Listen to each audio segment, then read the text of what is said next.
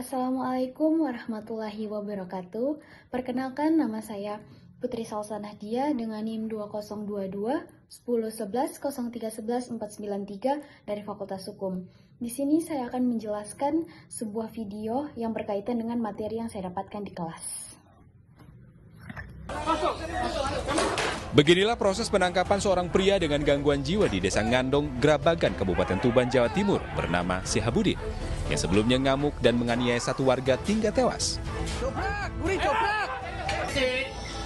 Aparat Polres Tuban terpaksa melepaskan tembakan gas air mata lantaran pelaku bersama kakaknya Ainul Zakin, yang juga ODGJ, melawan dengan senjata tajam.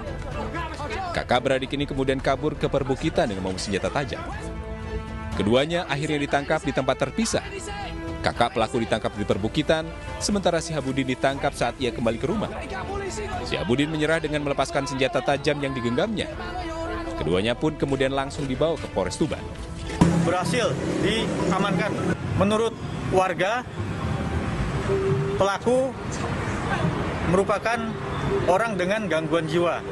Namun untuk lebih jelasnya akan kita lakukan pemeriksaan lebih lanjut untuk memastikan bahwa apakah pelaku benar sebagai orang dengan gangguan jiwa atau bukan. Sebelumnya seorang pria bernama Imam tewas bersimbah darah lantaran dianiaya menggunakan batu. Awalnya korban memarkir motornya di samping gang rumah pelaku.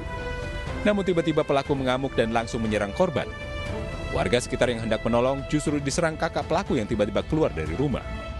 Saya keluar terus tiba-tiba sudah ngeletak, istilah sudah berdarah, sudah kritis, terus saya telepon polisi agak lama selang, terus saya mau ambil tisu, mau ambil kain yang kakaknya.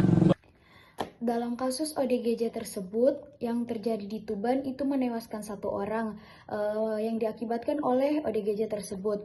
Tetapi ODGJ tersebut tidak dapat dipidana karena ODGJ tersebut tidak termasuk orang yang sehat, atau bisa dibilang ODGJ tersebut sifatnya jiwanya yang cacat, jadi tidak dapat dipidana, tetapi dapat untuk berobat ke rumah sakit jiwa. Baik, dari kasus ODGJ tersebut, saya mengambil materi tentang kesalahan atau pertanggungjawaban. Asas kesalahan memiliki prinsip nulla poena sine culpa, berarti tidak ada pidana tanpa kesalahan. Kesalahan di sini bukan sekedar perbuatan fisik, tetapi juga harus ada kemampuan mental untuk menyadari bahwa perbuatan itu salah. Adapun syarat adanya kesalahan, yang pertama kemampuan bertanggung jawab. Orang tersebut dapat bertanggung jawab jika kondisinya dinyatakan sehat. ODGJ yang mengalami gangguan jiwa berat umumnya tidak dapat memenuhi syarat. Adapun dijelaskan dalam pasal 44 ayat 1 dan ayat 2 yang berbunyi tentang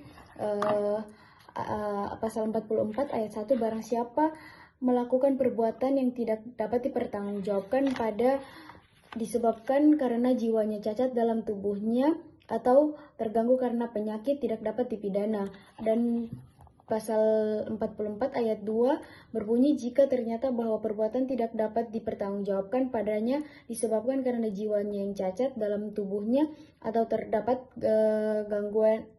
terganggu karena penyakit, maka hakim dapat memerintahkan supaya orang itu dimasukkan ke dalam rumah sakit jiwa paling lama 1 tahun sebagai waktu percobaan.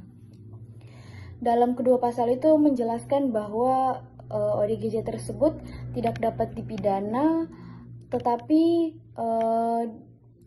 dibawa untuk melakukan tindakan seperti dibawa ke rumah sakit jiwa untuk melakukan pengobatan. Jika hasil pemeriksaan psikiater menunjukkan pelaku memang mengalami gangguan jiwa yang membuat tidak mampu memahami nilai perbuatannya atau tidak dapat mengendalikan kehendaknya, maka ia tidak dapat dimintakan pertanggungjawaban pidana terhadap apa yang dia perbuat. Proses hukum tetap bisa berjalan untuk memastikan fakta yang diagnosis, tetapi putusan akhirnya biasanya berupa tindakan perawatan, bukan pemidanaan untuk ODGJ tersebut. Hal ini sejalan juga dengan pasal 38 dan 39 RKUHP baru dapat membedakan antara tidak dapat dipertanggungjawabkan dan kurang dapat dipertanggungjawabkan pada pelaku dengan gangguan jiwa tersebut. Jadi dalam materi ini mengajarkan bahwa dalam kasus ODGJ, seperti contohnya ODGJ di Tuban tersebut, fokus hukumnya bukan pada penghukuman dalam ODGJ itu, melainkan pada perlindungan masyarakat dan perawatan pelaku sesuai prinsip kemanusiaan dan asas kesalahan terhadap ODGJ tersebut. Sekian pemaparan video singkat dari saya. Lebih dan kurangnya saya mohon maaf. Wassalamualaikum warahmatullahi wabarakatuh.